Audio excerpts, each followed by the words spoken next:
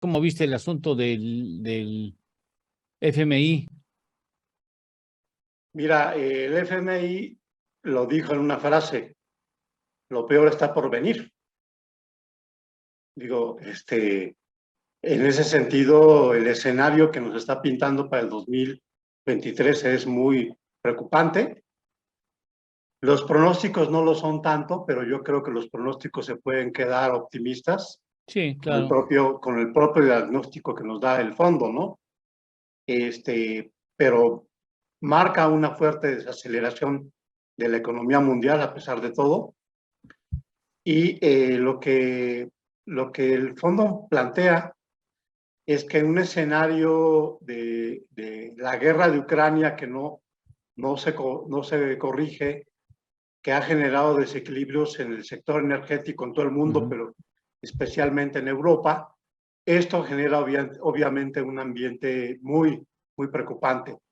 Y el propio fondo dice que si no fuera por el acuerdo de permitir el comercio de granos del Mar Negro, la situación de la inflación de los precios de alimentos sería mucho más grave, ¿no? Claro. O sea, ¿qué te está diciendo? Que si la guerra de Ucrania se agravara y Cosa que es muy probable, ¿eh? Cosa que es muy probable. movimiento de alimentos se viera frenado, pues Sí, la situación sería impresionantemente complicada, ¿no? sí, sí. Es muy probable que las cosas se compliquen en Ucrania. O sea, Rusia ha incrementado la violencia armada sobre el territorio de Ucrania y ese asunto, un día de eso, no falta el estúpido que no calcula bien y va a tocar una fibra nuclear en Ucrania y ya se armó. No, ya se complica todo. Sí, ahora, en ese tenor, ayer se dieron las minutas del Comité de Mercado Abierto de la Reserva Federal y fue una reflexión bien interesante porque decían los presidentes de las reservas federales de Estados Unidos, ¿no? Que son 12 distritos, ¿no? Tenemos dos riesgos, o actuar muy poco y que la inflación se nos dispare, o sobrereaccionar y que eso genere una recesión. Entonces decían, en tener que escoger estos dos riesgos, preferimos no actuar con mesura. O sea, lo que te están diciendo es, si tenemos que seguir incrementando las tasas agresivamente, aunque esto genere una recesión, vamos a tener que hacerlo, ¿no? Ese dinero que tienen como... O sea, más claro ni el agua, Eduardo. Bien, Los integrantes de la Reserva Federal están conscientes de los riesgos que implica actuar muy agresivamente, pero ante la disyuntiva de recesión e inflación, prefiero una recesión, ¿no? bueno, vienen las cosas difíciles, ¿no? Oye, por cierto, ¿ya leíste lo del asunto del cambio de reglas para que se vaya el dinero que no se mueve a las instituciones que procuran la seguridad en el país, ¿no? Ya estás al tanto, por supuesto.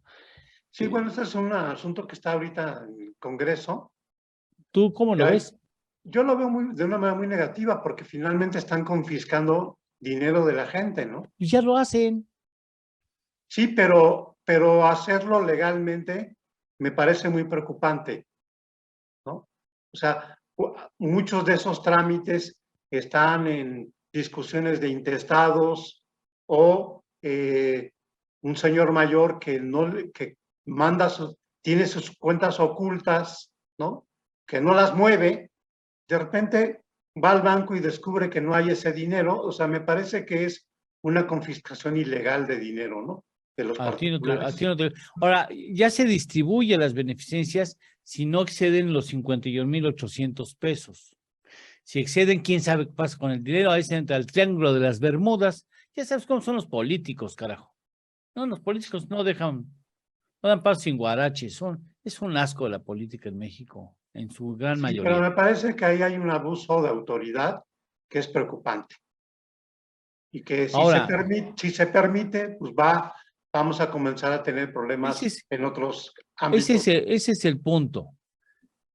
los mexicanos tenemos que darnos cuenta que no basta con quejarnos en privado, sino tenemos que hacer valer nuestros derechos y decirles a los señores legisladores que, ojo, ellos son nuestros empleados. Ellos no pueden hacer lo que se les pegue la gana si no hablan con sus representados, a las personas a las que representan, para saber cómo actúan, porque disponen de una manera muy libre de las cosas y no establecen ningún tipo de consultas. Quieren desaparecer al INE, y si nos dejamos lo van a hacer, ¿eh? No, Sí, no tenga, sí. no Y tiene finalmente recato, el INE es importante porque es el que ha muy importante. permitido que la competencia sea pareja para todos los Sí. interesados, ¿no? Ahora un instituto de consulta. Ya nos dice Adán hacia dónde va el asunto. Qué bueno, gracias, señor secretario de Gobernación, porque ya nos dice Eso es hacia muy dónde viene el asunto. preocupante porque sí implica no tener libre competencia para los puestos populares, ¿no? Y eso sí es muy preocupante. Bueno. Bueno, Pablo, pues entonces, si quieres agregar algo a tus Sí, comentarios. hoy sale la paso. inflación de Estados Unidos. Mm. Los mercados están muy expectantes ¿Sale al dato. en media hora o ya salió? A las 7:30 sale. En 3 Está minutos. a punto de salir. Pero lo que es importante es que de eso depende si la Fed se va por un incremento de 75 o de 50 puntos. Yo creo que se va a mantener en la política de incremento de 75. Pero el Oye, dato de hoy puede ser muy determinante para esa decisión el próximo mes. un punto más, dice, el sector empresarial del país sostiene pláticas con la Comisión Nacional de Salarios Mínimos para analizar el monto del incremento al minisalario para el 2023, el cual se estima que se elevará alrededor de 15%, afirma José Medina Mora, presidente de la Coparmex. Ahí tienes una fotografía de José Medina Mora. En momentos de alta inflación, los aumentos al salario deben de hacerse con mucho cuidado, enfatiza el entrevistado al término de la participación del foro. Eso lo publica el Diario El Financiero. Estamos todavía a tiempo en diálogo haciendo ese análisis a fondo. El objetivo es muy claro, llevar el salario mínimo a la línea de bienestar familiar, y es algo que desde la Coparmex hemos propuesto y simplemente tenemos que hacer este análisis a fondo para saber cuál es el punto adecuado este año y los años subsecuentes. Se calcula que el incremento al salario mínimo será acorde con el nivel de inflación de 8 o 9% más otros 6 puntos porcentuales solo en caso que el salario mínimo general, solamente al salario mínimo general, ¿eh? ¿Tú cómo lo ves? Yo creo que va en la línea de lo que platicaba el otro día Rogelio Gómez Hermosillo, y me parece que es importante que el salario mínimo vaya recuperando poder de compra. Sí.